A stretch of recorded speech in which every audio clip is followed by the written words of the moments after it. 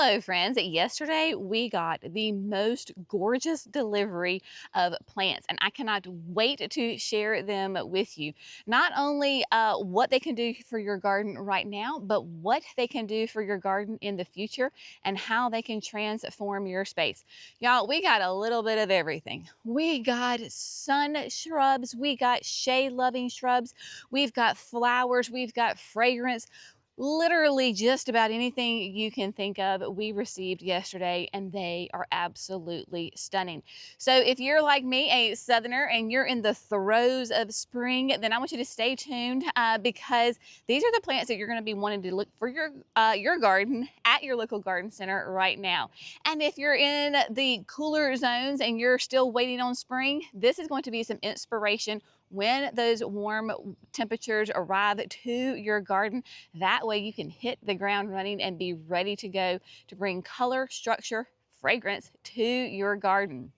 Now, we are here in the pines, and y'all, I'm telling you what, we have got some gorgeous shrubs that arrived yesterday. These are the shrubs that are going to be the backbone of your shade garden, because so many times we think of shade as there's not color, we can't have flowers, we can't have X, Y, and Z. Y'all, shade gardens, they're all about structure, variations of color, layering to bring that peaceful, relaxing atmosphere to the garden, and we have got some beauties. So let's see. Okay, first of all, let's talk about flowers, because we got 3 different cultivars of Pieris, and oh my word, they are stunning.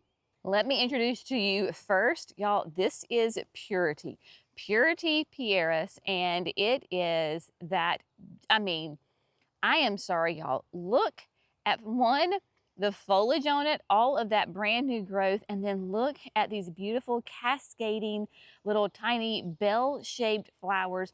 This is for your shade garden. It is hardy all the way up to a zone 5.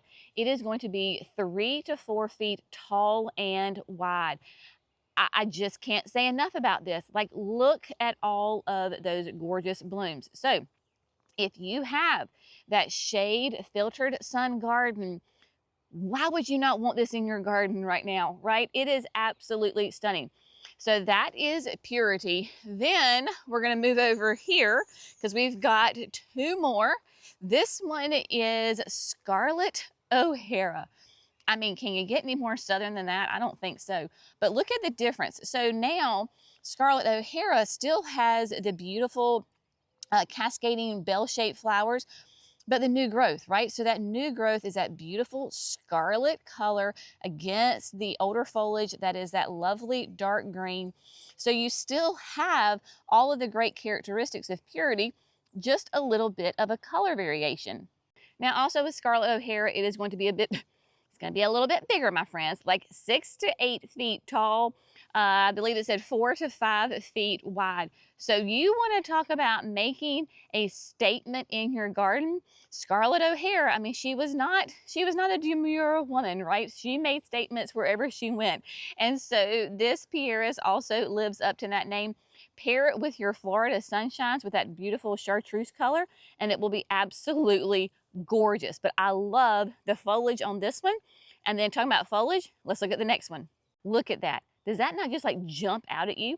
This is Katsura, and Katsura is also going to be a good size one, basically a 6 by 6.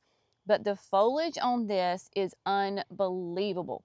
Now, she is not currently in bloom, but honestly, y'all, even if this plant never bloomed, I really would not care, because the foliage alone, you have got that gorgeous new growth that is this like flaming red against the old growth of the dark green. Oh, unbelievable. So these Pieris are great for my southern gardeners in the shade, part shade. If you're in cooler zones, then they absolutely can do full sun. Just down here in the south, we need to have shade filtered sun with this guy. So there we've got some height with some evergreen foliage, the color, the flowers, all of the things, right? Now, you've been around me, you know I am a huge fan of ferns and grasses. We have got one of my all-time favorite ferns, y'all. These are in 3 gallons and they are unbelievable. If you want evergreen color and structure, then you need autumn fern brilliance in your life. Look at these beauties. Are they not unbelievable? They were coming off the truck and I was like, dear heavens. Y'all, I've got autumn ferns everywhere. I've got brilliance in multiple gardens. But still, this little gardener's heart was like, oh, where can I put those in another garden? Because they're just gorgeous. So brilliance, of course, gets its name because of the new foliage. When it comes up, is kind of that coppery, I don't know, like a reddish color. You can see all of those fronds unfurling against the dark green of the older leaves. So with your autumn ferns, they are great for your dry shade. So I love putting the autumn ferns just about everywhere in my dry shade gardens. You know, I don't have a lot of shade gardens, but when I do, I have this autumn fern in there because it gives you height, it gives you movement. When the wind blows, it will sway. And then of course, all those new fronds, as they continue to unfurl all throughout the season. It's just not like a once and done in the spring. They continue to put out that brand new growth. And then you have that structure in the garden, completely different leaf shape than you would say like a Pieris or the Florida Sunshine. So very different, but absolutely gorgeous. Now, speaking of leaf structure and shape, Fatsias. Yes, my friend, Fatsias. They are, oh my gosh, unbelievable. Look at this beautiful plant. So this is just going to be kind of your classic Fatsia, right? So it is those massive dark green glossy leaves. You can see that the new leaves are a little bit brighter. Just beautiful. So your Fatsias are going to be evergreens in your shade garden, which we love. They can reach in that kind of that moderate range in that like 3 to 4 feet tall and wide. This is going to be something that's just going to give you those layered effects, right? So you could put the autumn ferns in front of it, give it some just different texture and movement in there. Would be absolutely beautiful. If you wanted to put this into a large container, you definitely could do that. But when I say that these leaves are huge, like they're massive, they are beautiful. The first year, you're going to kind of have to want to watch them as far as your moisture level. Keep them well watered, get them established. But once they are established, then they are very, very happy and just continue to push out the new growth. Earlier this week, I posted a picture of this space here in the Pines that has been completely overtaken on purpose with these ostrich ferns. Y'all, these are unbelievable ferns. They naturalize. I would encourage you, if you have an area that you want to have beautiful coverage just like this, then your ostrich ferns are going to be the perfect choice for you. It says they're hardy to zone 7. We're in an 8A and clearly they are very, very happy. I would just tell you to make sure that they are in filtered sun. You can obviously see that they're getting some morning sun right now. And then they do like the more damp conditions. So we got those in yesterday. You can see the one that we got here. This is a 1 gallon. So when we first started this garden right here, because this is exactly what I envisioned a couple of years ago, we probably had 15 to 20 of the ferns, and now you can see that they are very happy and that they are spreading. So this is one of those perennials that you buy a couple of them and they are going to multiply and give you beautiful babies for years. So if they go into areas that you don't want them, say like right here, they're kind of in the middle of my Solomon seal, all you got to do is just pop them up out of the ground. They do spread by rhizomes that are very much on the surface of the soil. So they're very easy to transplant and to share with your friends. So the ostrich ferns, we got those in. I just can't handle this space. It is just too pretty. You can't talk about a shade garden without talking about hydrangeas. And we got in, a classic, beautiful Oakleaf hydrangea. This is ruby slippers. Of course, Oakleaf hydrangeas get their name because their leaves have the shape of an oak leaf. These bloom on old growth. That means we do not want to prune them. We're just going to leave them alone. Ruby Slippers is a classic. It is going to be a little bit more on the petite side as far as your oak leaves go. Let's get a little sign here. So here we go. Ruby Slippers. I had this first in a pot at in the chicken coop garden, moved it to the landscape, very happy. So this can be about 3.5 tall, 4 to 5 feet wide. Of course, your ruby slippers, like all your oak leaves, they're going to start out a creamy white and then turn to a absolutely beautiful ruby colored in later in the summer. So I have ruby slippers, like I said, not only at the chicken coop, but also right when you come in to pass the fence at the nursery.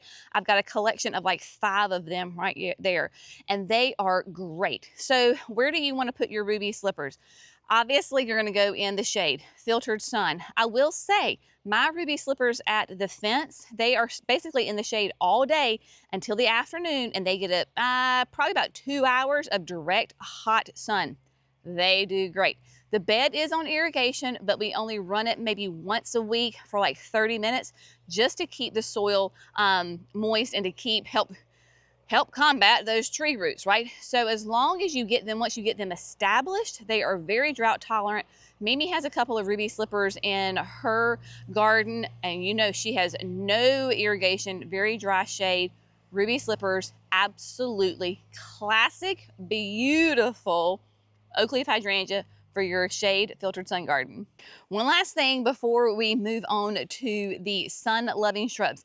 This is not something new that we got into the garden center, but this is the time that you want to get them, because this is when everybody comes and they're like, do you have this? Do you have this? Because they see it in the gardens and they lose their minds, and we have them. So if you're coming, you need to move with purpose and grab them. What am I talking about?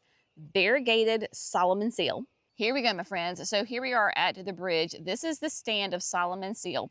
Obviously, they are coming up. They have not started flowering yet. They are about to. I love this perennial. It is deciduous, so in the wintertime, it goes, quote, completely away, just like a hosta, and it will spread too. Now, not invasive whatsoever. So you can see this stand, how they are moving and grooving. They've been here probably 5-6 years, and a nice controlled. Now, if you have it in more damp conditions, it will spread more rapidly, but y'all, variegated Solomon seal is one of those classic, easy peasy, stunning, especially in the spring when they are flowering perennials that you're going to want to add to your garden. Now, clearly, we have got plenty of shade-loving plants for your garden. Those are just the ones that I wanted to show you that had just come in.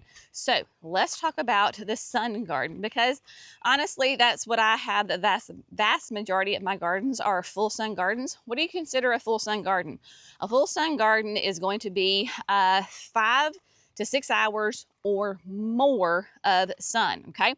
So these plants that I'm about to show you absolutely can take full sun. And when I say like full sun, I mean that 5 to 6 hours all the way up from sun up to sundown, because people will come and they're like, you just don't understand, I have so much sun. And I'm like, yes, I really do understand. So what I'm about to show you is you can absolutely put these in full all day crazy sun. Y'all, we got some tree forms. Oh, gorgeous.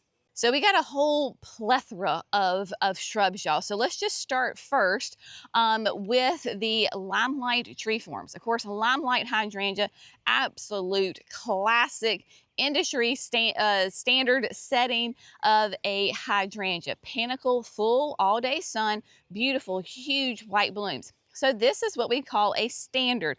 It has been trained into a tree form. So what you can do with this is go ahead and put it in the landscape. You can underplant it with shrubs or annuals and perennials and have fun with it. It also does really well in a very large pot. A lot of times people will put Limelight standards maybe on the corner of their house if they want like a quote small tree. This is a great option in the middle of a flower bed, like I said, and surround it with other plants underneath it. Great. Now, here we go. Look at these lilac tree forms. Here we have the Bloomerang purple lilac. Y'all, the Bloomerangs from Proven Winners, they actually do really well here in the South. Look at those blooms, and they smell just like a classic lilac. So this is in a tree form. It is spectacular and stunning. As soon as they came off the truck yesterday, the butterflies came right to them and we're having the best time feasting on their flowers. So again, how can you use a lilac tree form? Well, very much like what we do with the Limelight tree form. You can put it in a flower bed, put it directly into the landscape. If you have a very large container, you can put it in that large container. Unless underplanted, maybe you want to do like a big pop of white, like Supertunia Mini Vista White. Do a mass planting underneath it. Maybe you want to do like a little bit of that monochromatic scheme with it. So that would be great if you did the Supertunia Bordeaux underneath it. Oh, absolutely gorgeous. The bloomerangs can definitely do full sun here even in the South, because I have a bloomerang dark purple that is in full sun. You're just gonna have to watch your water, especially if you put it in a container, because you gotta water it, people. So making sure that it receives that consistent water is key. Even with your limelights, right? When we're talking about shrubs, that first year especially, make sure that it gets consistent water in the hot parts of the season. So I'm thinking about like end of June, even all the way through September, consistent water. So that way your roots get really well and established. Doesn't mean you're out there drowning them, but just consistent water, especially if there are no rains. Now, we are in the South. It is Easter time. What plant is synonymous with South and Easter? Easter pictures? Azaleas, and we got some gorgeous Encore azaleas in. First up, we have Autumn Sangria. Y'all, look at this beautiful new foliage on this. Absolutely precious dark pink single blooms. So it's not going to be a double, it is a single bloom, but it is gorgeous.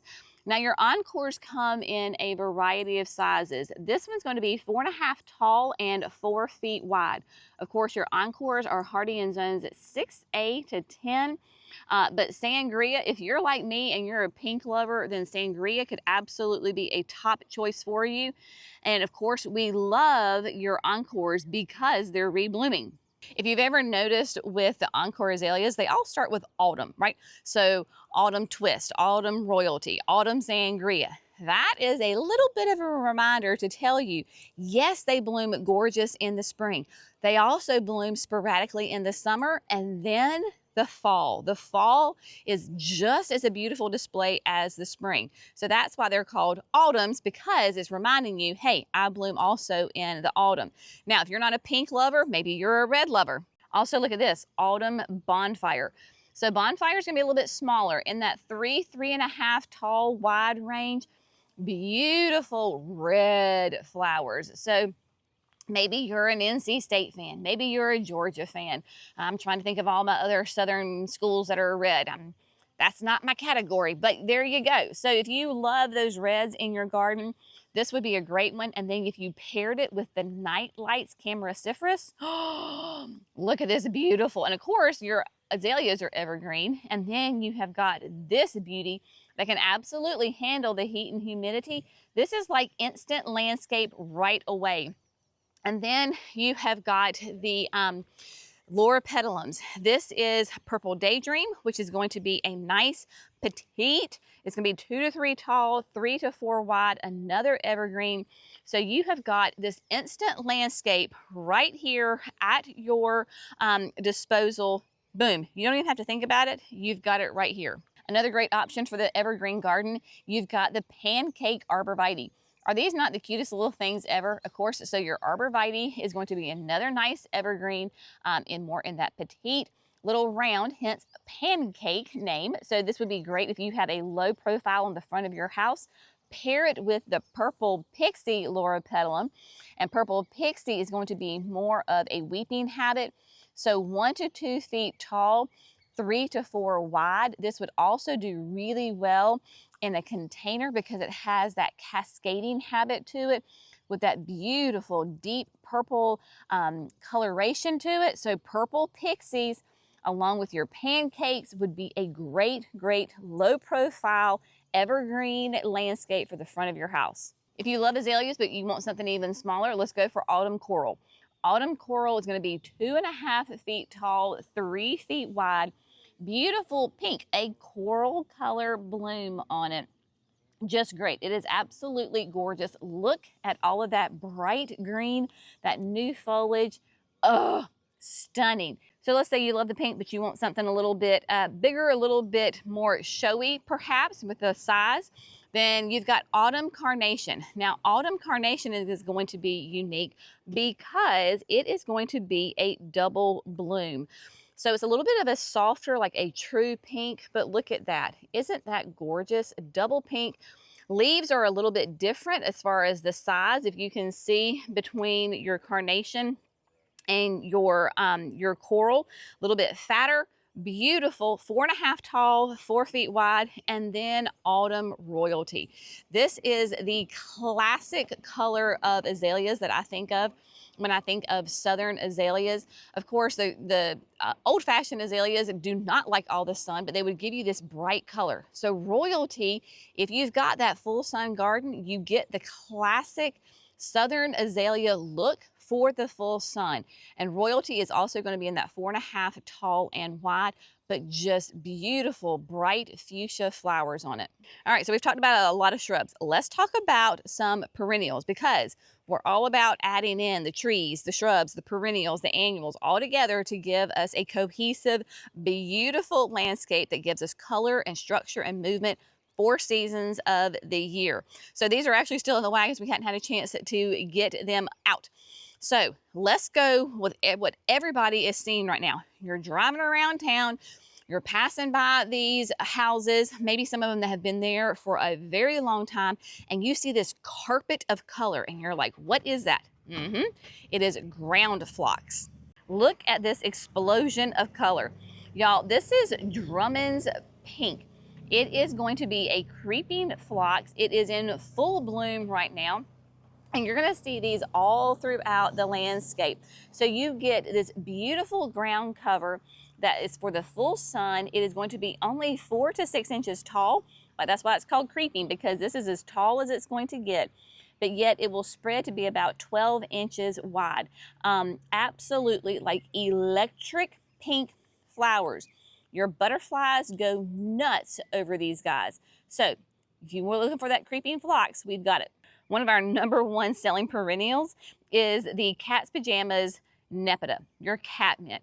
Y'all, this is a great, beautiful perennial with a true blue flower to it. The bees, your pollinators, love catmint. It's in the mint family, so when you crush it, it has a minty fragrance to it. We have not found from, customers that your cats go crazy. It's not like catnip, it's catmint. It is rabbit resistant. It is for the full sun. Your, like I said, your pollinators go absolutely nuts over Cat's Pajamas. So we have got a lovely selection of the Cat's Pajamas for you. All right, so if you're looking for some beautiful native perennials, we have got the Black-Eyed Susans. This is Gold Blitz, and you can see it has got some beautiful foliage right now. This is going to be more petite. Sometimes your Rudbeckias can get really big. This is going to be in that like 2 foot tall, about 16 to 18 inches wide. Of course, it loves the full sun. Beautiful, classic, bright yellow flowers on it.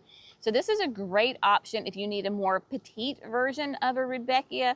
And these are just absolutely stunning plants to add to your full sun garden to help support your pollinator population. All right, back to shrubs for a minute because we got in some of the most popular shrubs. These are the ones we cannot keep in stock, hence why they came yesterday on the truck. And y'all, these are gorgeous. What am I talking about? Spireas. We are going into Spirea season. Beautiful. Without a doubt, the 2 most popular Spireas we sell. On the right, you have got Double Play Doozy. These are the ones that I have in the backyard. They are beautiful. You can see the older foliage is green. The new foliage is that really rich, kind of that maroon color. We've already got some little flower heads on them. Nice raspberry color. And then y'all look at the candy corns. So double play candy corn Spirea. I think you can understand how it got its name because of that beautiful foliage on it. Obviously, it too is going to bloom kind of that nice raspberry pink. Your Spireas are deciduous. Who cares? Because you get this color for 3 seasons out of the year. 3 to 4 tall and wide. We prune them every late winter and they flush out with all this gorgeous growth and then your flowers. We also got, y'all, somebody was asking just the other day for Confederate jasmine. So Confederate jasmine is obviously going to be a vine. It is an evergreen and it flowers and it smells delicious. That's right, it smells delicious. This is what Mimi has on her gazebo in the pines. And so if you're looking for Confederate jasmine, we have got them. And my goodness, you want to talk about pushing out the new growth. Look at that. They are gorgeous, absolutely gorgeous. If you were looking for that evergreen flowering shrub, I've got one for you. All you have to do is be around me for like 2 seconds, especially in the fall, and I'm going to tell you about the best shrub ever, right? That flowers and smells one of my all-time favorite smells. What is it? That's right, my friends, the tea olives. We have not talked about these. They were not on the new delivery, but we haven't talked about them. Y'all, typically what we have available here at the garden center are your tea olives that have like the white flowers. These are the orange flowers. I'm probably going to butcher the name on this, y'all, but I think it's Auranticus orange. So you get all the classic that you love on the tea olive, the evergreen, the upright growth habit. It goes well in the sun, filtered sun, but instead of having the little creamy flowers, you're going to have orange. And I may or may not have, when we were ordering these, grabbed 5 for future plans in the signature garden because one can never have too many tea olives. So no matter what you are looking for in to add to your garden, now is the time to do it. You're not only planting for instant gratification to give you that color and that structure and the flowers and the fragrance that you're going to get immediately, but you're also planting for the future, right? I think as gardeners, we have to be kind of like a hopeless optimistic because you're planting for the future. You never know what may happen, what may just not do well. Of course, our hope is that they all grow, bloom, and thrive, but sometimes that takes a little bit of time. Now, the sun is not perfect, but I want to show you the classic perfect example that taught me a lot of patience, but the payoff is unbelievable. You will not believe these shrubs. We were in this space just a few weeks ago, and I was like, y'all, hold on to your horses because when these popcorn viburnum are in bloom, they are unbelievable. And y'all, they're in full bloom. Now they are in the full sun right now. So I really hope that the camera is going to accurately portray how stunning and gorgeous these plants are. There's only 3 of these, y'all. So popcorn viburnum is a deciduous viburnum. A lot of times, people will call them here in the South a snowball bush. They will get them mixed up and think that they are a hydrangea. I can understand why, because the blooms look like a hydrangea bloom, but they're not. They are a viburnum. And when I tell you that the stems are covered from tip to tip with flowers, I am not exaggerating. But y'all, when we planted these did not look anything like this. Nothing at all. So just for a second, I just want you to enjoy these plants.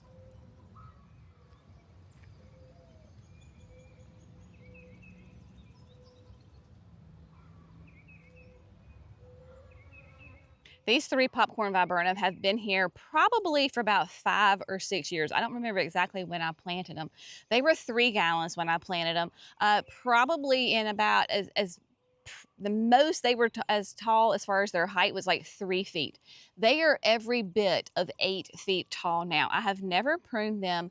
And this is the plant that taught me patience, because I saw the pictures when I planted them. I'm like, oh my gosh, this is what they're going to look like right now. But in my little brain, I thought, oh, well, they'll look like that, you know, next year after I planted them. Y'all, So I planted them the next year. This time of that year, they did not bloom at all. And I was like, not good. Then the next year, they had like maybe a bloom on them. And I was getting frustrated at this point. And I remember talking to a customer here at the garden center, and I was lamenting about how my popcorns were not popcorning.